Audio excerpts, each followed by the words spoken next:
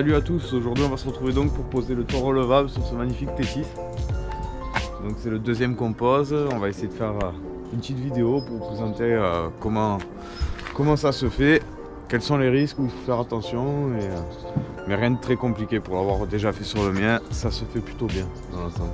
Nico est en train de le bâcher à l'intérieur, voilà, tout se bâche, on protège, on prépare la coupe et on se met à le scier. Du coup là, ça y est, on a tout bâché, tout démonté, on n'a plus qu'à le placer ici le renfort.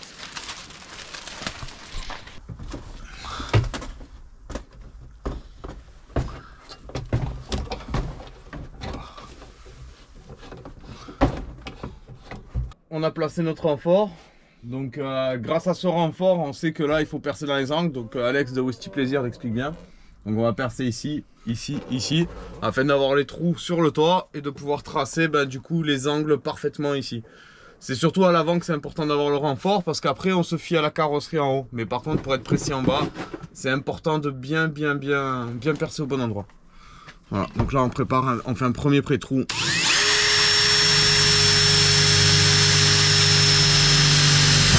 Hop là, un trou là, on refait un trou ici. Là. Et un autre trou dans l'angle ici qui va nous permettre d'avoir donc l'alignement pour aller rejoindre la rigole arrière. Hop là. Voilà, donc là on est prêt pour couper le toit. On a tracé, on termine de bâcher tout ce qu'il faut. Proprement. Bon là on peut marcher, on s'en fout de tordre le toit puisqu'il va sauter. Et surtout, alors hyper important parce que là, en fait, le plus gros risque, il n'est pas de mal couper son camion parce que franchement, il faudrait le vouloir. Hein. Quand on suit un plan de coupe, il n'y a pas vraiment beaucoup de risques pour se manquer. Par contre, hyper important, le faisceau. On l'écarte bien. Et quand vous allez couper, surtout, il faut qu'il y ait quelqu'un avec vous qui vérifie toujours qu'il n'y ait pas la lame qui s'approche ou quoi.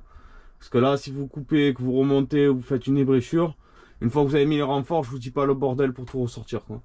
Donc voilà, là c'est pour moi l'étape la plus fastidieuse où il faut faire vraiment gaffe, c'est le faisceau, quoi. Faites gaffe au faisceau, même quand vous allez avoir tendance à percer dans l'angle et tout, vous faites attention de ne pas percer le faisceau. C'est ce que j'ai fait sur mon premier T5, il a fallu que je démonte et que je refasse. Du coup il en a profité pour passer ses câbles de panneaux solaires, donc ça c'est important aussi avant de recevoir le toit. Pensez à tout ce qui est éclairage, là il a prévu des prises USB par exemple pour charger les téléphones en haut, tout ça. Tout ça c'est à prévoir à l'avance, c'est important de le faire avant, il ne faudra pas le faire une fois que vous montez le toit, quoi. Donc vous préparez les câbles, vous attachez, faites tout, nickel, comme ça après quand vous placez les renforts, tout est derrière et c'est nickel.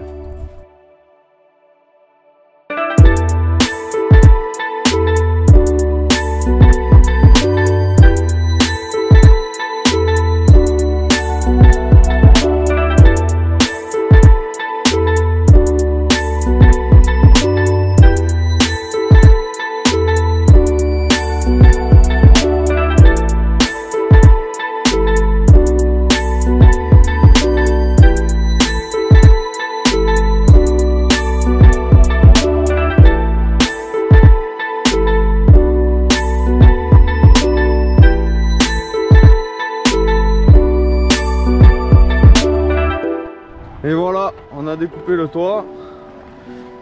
Ça va quand même beaucoup mieux comme ça. Voilà, je sais pas pourquoi Volkswagen ils mettent des toits sur leur camion.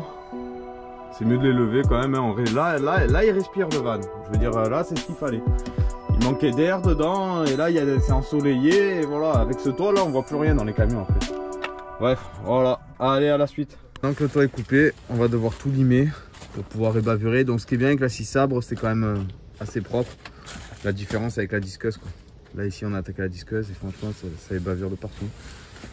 Donc voilà, après chacun le fait comme il veut, d'autres le font à la scie sauteuse, d'autres tout à la disqueuse. Moi perso, scie sabre et un petit peu de disqueuse pour faire les angles, c'est nickel. Première fois j'avais fait avec la scie sauteuse et la scie sabre.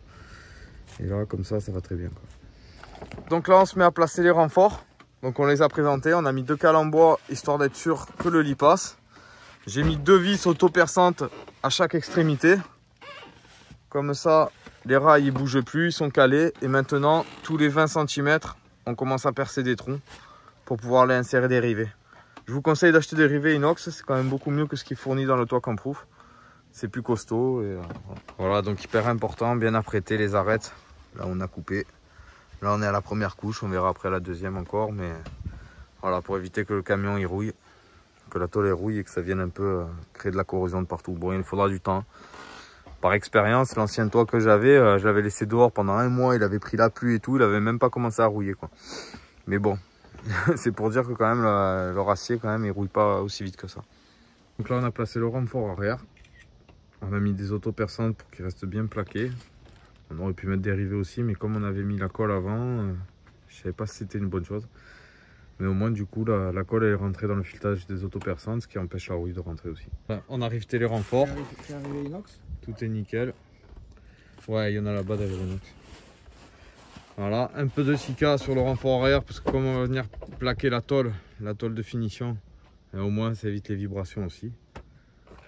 Et voilà, après prochaine étape, percer ici pour pouvoir placer les compas et les vérins. Donc là on a placé les inserts pour pouvoir venir placer les compas. Les supports des vérins avant. Voilà, un peu de silica, hein. On s'en fout, ça sera camouflé par la moquette. Donc moi personnellement j'ai mis les vérins en place. Comme ça quand on placera le toit, on n'aura plus qu'à les fixer et au moins ça nous maintiendra le toit en l'air. Ensuite là, voilà, les compas sont préparés, donc il est à l'envers. Et maintenant le but c'est d'aller le mettre sur le camion. Voilà, et de le fixer. Ce qui n'est pas facile, vaut mieux être plusieurs pour faire ça.